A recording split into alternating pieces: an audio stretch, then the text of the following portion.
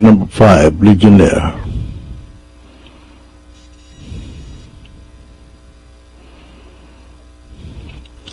And the rope. Early lead is taken by Prodigy by the rail. It's Prodigy followed by Legionnaire on the outside. Mr. Enrico running in third. And Benny Ryan running in fourth. Sky Glory in fifth.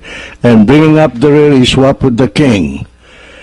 And at the mid-back stretch, Prodigy leading the field by 2.5 lengths.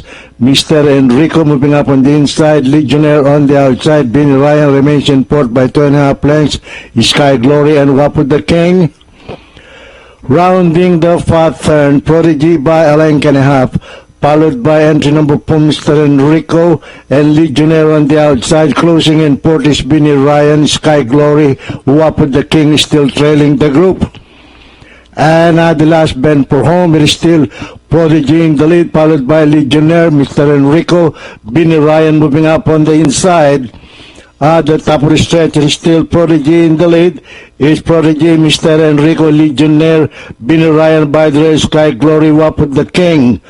But it's still Prodigy in the lead. It's Prodigy followed by Mr. Enrico on the outside. It's Prodigy, Mr. Enrico now moving up on the outside to grab the lead. And finally, Mr. Enrico, Prodigy, Benny Ryan, Sky Glory, Legionnaire, and Wapud the King.